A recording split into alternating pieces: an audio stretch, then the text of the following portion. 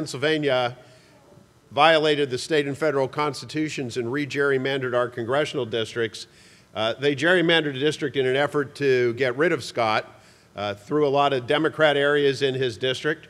They put a target on him. He was one of three very hotly contested congressional races in Pennsylvania. And we did hold on to Mike Kelly. Unfortunately, we lost our friend Keith Rothfuss out in Pittsburgh. But Scott fought through it all despite millions of dollars spent by outside left-wing interests. He is a proud member of the Freedom Caucus, and he represents a district right here where we are in central Pennsylvania. Let's welcome Congressman Scott Perry.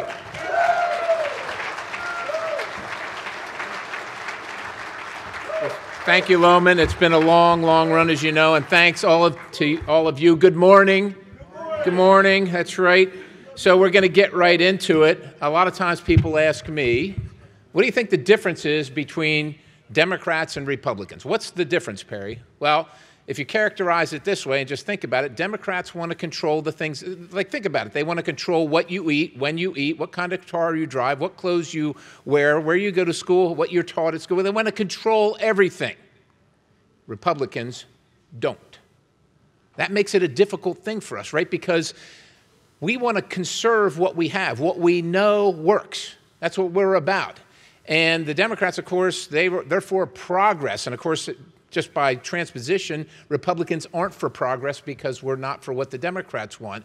But progress doesn't, changing things, it might be progressive, but it doesn't mean it's progress in terms of, are we doing the right things? Are we making things better for ourselves? And we trick ourselves as Republicans because we want to be accepted like everybody else. And we kind of, I think in too many occasions, we're trying to be accepted by people that are vehemently opposed to us, that are not going to change anytime soon. They're just not going to. And we have a hard time accepting that. But even so, we keep on trying to appease these folks, and especially the folks in the media who are controlling the message, not only their message, but how our message is perceived. We've got to stop that because it just doesn't work. We can't, look, we're never going to appease leftists. They don't like us, they don't agree with us, and that's how that's going to be. In that regard, I just think we've got a platform. Right? The Republican Party has a platform. I don't know if anybody here has read it, but I have. It's not a long read. It's about 66 pages. But we fight with each other about what we believe as Republicans, and we can lament. We lament often that the Democrats always stick together, but you Republicans don't. And we pick on each other. Why is that? And especially, I get some ridicule. People say, even here, last night, somebody said to me, "Why are you so conservative? Why am I so conservative?" And I said to the person, I said, well, I don't think I'm any more conservative than anybody else. Have you read our platform? Are you Republican? If you're Republican, if you read our platform, that's what I'm for. To me, quite honestly, oftentimes when we have this factionalization, the difference in the party, and we can have disagreements, we're thinking individuals who want to do better for our community or our country. The question is, to me, is not why are you so conservative? It's to some other folks that say they're Republicans, but they don't support the platform. Why don't you support the platform? Why is that? Right? Why? It's not hard. We put this this is who we say we are, and then we're going to go tell the voters, this is who we are. If you elect us, this is our set of rules. This is our recipe. This is our game plan. This is who we are. And then we go to the elected office and we don't do any of that stuff. Don't be mad at me for trying. This is what I said I was going to do, right? It seems to be, it should be turned around. But I will tell you this, in this quest to be liked, to be accepted, to seem like we want to take in all ideas, and we do. We want to hear the ideas. We want to have the dialogue. But I think what we often do is we forget about our own platform in this zeal to be liked, and we accept some of the other folks' platform. Folks, the time to accept some of the other folks' platform is when you're writing the platform and you're trying to figure out, is this what we stand for or is this not what we stand for? Not after you've written it, and now we're going to talk about legislating and making policy for the country, and you say, well, I think now's the time to accept some of the other side's platform. No, that's not good. And I'll give you a couple examples. So, for instance, Universal background check for firearm purchases. It's a big thing, as you know, on the left. That's what they want, and they think that it will help keep us safe and keep the guns out of the people that shouldn't have them. Now, intuitively, and if you're thoughtful as Republicans and as Americans, you think, well, I don't know if that's worked, but let's think through it. Let's see if it will work. And we have some examples. One is about, I don't know, about an hour and a half drive away, Baltimore City, in the state of Maryland. Universal background check state. It is difficult. They are not a shall issue. They're a may issue state for a permit. It's difficult to get a permit. You have to justify it. And they have universal background check for private sales and for sales, professional sales. So if you're a person that has a firearm, but you're not a gun dealer and you want to sell, universal background check for you. 2018, 309 deaths by 309 homicides in the city of Baltimore, over half of which are shot in the head, by the way. This is a universal background check state. Now, if we're gonna change our platform and go to some of that, how is that making any of our community any safer? You already know the answer, right? You know the answer. We shouldn't have to. We do have to continually articulate this, but we fail to articulate it, and I think too often it's just easier to accept some of what they're saying. It's not good for our community. At the end of the day, it's not good. 309 people in Baltimore City lost their lives last year for a policy that doesn't work. There's no reason the Republican Party should accept it. And we could just go on and on and on. We know. Right? We love our young people. We don't look at people as man, woman, black, white, Asian, old, young. We look at people as people. They're our neighbors. They're in America. We want them to do well. We all want to do well together. How can we help? That's how Republicans see people. But they don't see people that way, right? They see different classes and so on and so forth, and they see the poor. And we see the poor as well. And they figure out, well, what can we do to help these poor not be so poor? We'll throw a bunch of money at them. They won't be poor if we throw a bunch of money at them. We've spent trillions and trillions of dollars throwing money at poverty, and poverty hasn't appreciably changed over 2 or 3 decades now with this great expense. And I will tell you, it's a pretty simple recipe. You don't have to be Democrat, you don't have to be Republican, conservative, liberal. It's a pretty simple recipe, and we know this. This is what we want to conserve. If you, as a young person, even in the worst poverty in America, if you do 3 things, 3 things. You don't get married until you're 21 or have a child till you're 21. You graduate high school, which is provided for by the taxpayers, all right? And you get a job. If you do those 3 things, you have a 98% chance in America to pull yourself out of poverty and into the middle class. This is what we're about.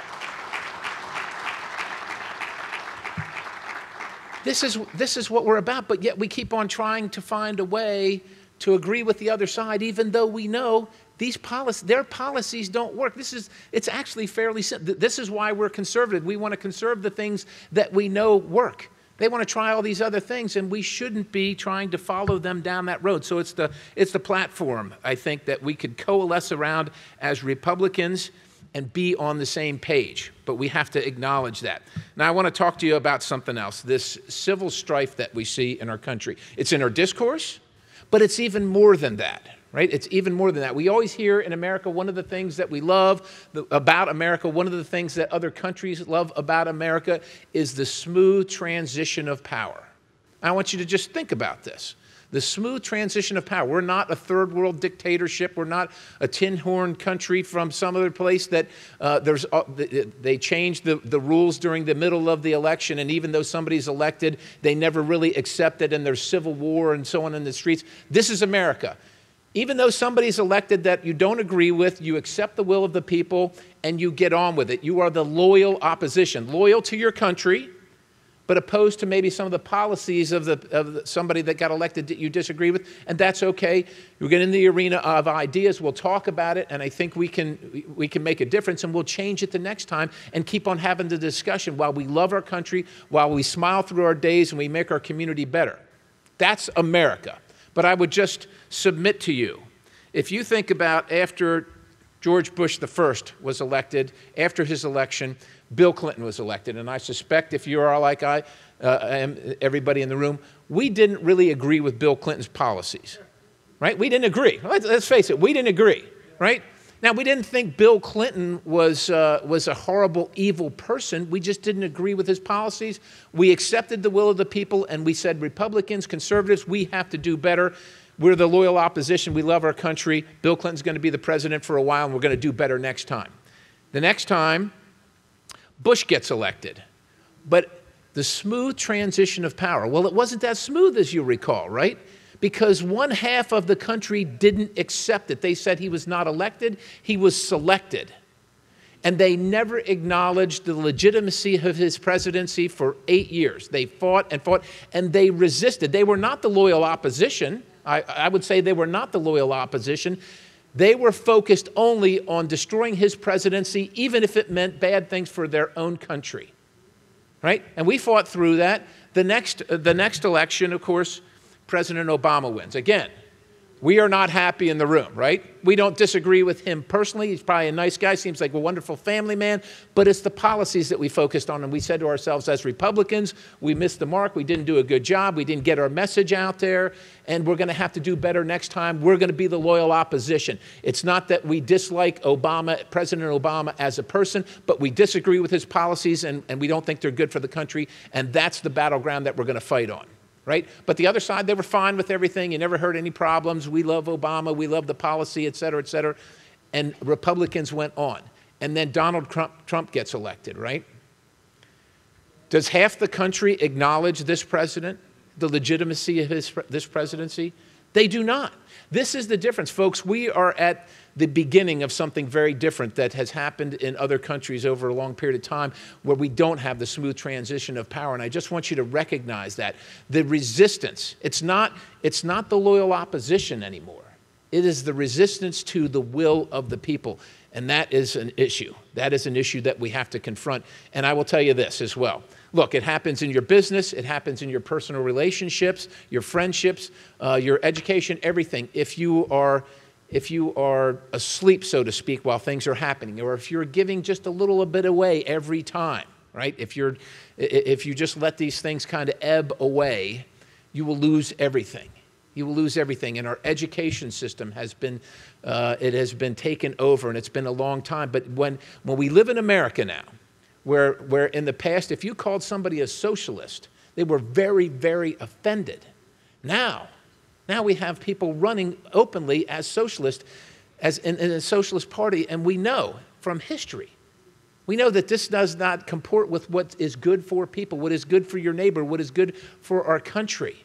Yet they're out there saying that we're going to take all these people money and personal property, and we're going to transfer it to these other people over here. All this at the same time, taking an oath.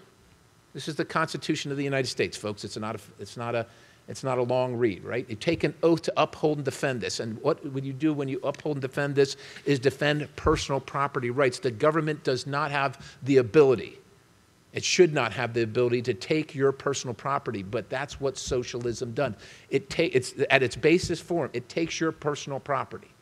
And that's why people worldwide are averse to it. And when they're averse to it, what happens is that socialism is the economic construct, and then shortly thereafter comes in the communism or the totalitarianism point to force people, to force them into doing what they don't want to do. And it is responsible, and it can be attributed to over 100 million untimely and unpleasant deaths worldwide since this construct has begun. We know the history. Everywhere it has been tried, it has failed. Meanwhile, we live in America, where we have the free market, where we have competitive markets, where we have the capitalist system, which is the greatest system for lifting people of all positions out of poverty, known worldwide for all the ages. We must defend her, folks. Now, we can, people say to me, just give a little bit now, just, and be reasonable, be reasonable. Folks, we've gone beyond reasonable now. We cannot give anymore. We just cannot give anymore, right? We don't want to be unreasonable. We don't want to be unreasonable, but people are depending on us. Our generation to come, my little girls, your children, and our parents are depending on us to say enough is enough. We've given as much as we can. We know, whether it's universal background check, whether it's the way they handle the education system. Folks, 45% of live births are handled under Medicaid. Under Medicaid. Understand, Medicare is for the old, Medicaid is for the poor. 45% of live births in America are paid for with Medicaid. We are headed in the wrong direction, and somebody has to say enough of it is enough. We have to promote our families. We have to promote the things that work, and we have to be unafraid to do it. And if it costs us an election, then we got to go down swinging. But we can't just say, well, look, it's going to be tough to explain this, and it's tough to sell this to folks, and just accept the premise of the other side. If you do that, it's a recipe for failure for your family and all the families in your community. We know what works because we've seen it work, and the evidence proves it out. We should not shy away at all, ever, ever. We should take this message to the places where we're traditionally uninvited. The speaker before me, where is the gentle lady? I think she's out in the crowd here, right? Yes. She knows this, right? She never would have gotten the message if we don't go. We need to go and be proud of. People whisper to me, how do you think Trump's doing? How do you think the next election's going to go? What do you think? Why are we whispering? This is America. And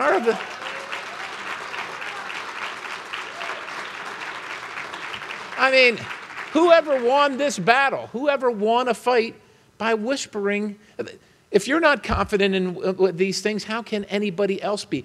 They work. But the message doesn't get out because we're afraid to take it sometimes. We cannot be afraid. The other side is unafraid, right? They're out there talking about socialism like everybody should sign on today. In kind of closing here, we looked, and just to kind of wrap this whole thing up when I say that one side doesn't accept the smooth transition of power. What you've seen with this investigation, with this Mueller report, the investigation, 2 years, right? 630 days or whatever, $25+ million, 2,800 subpoenas, 500 separate interviews, witness interviews, including international and so on and so forth.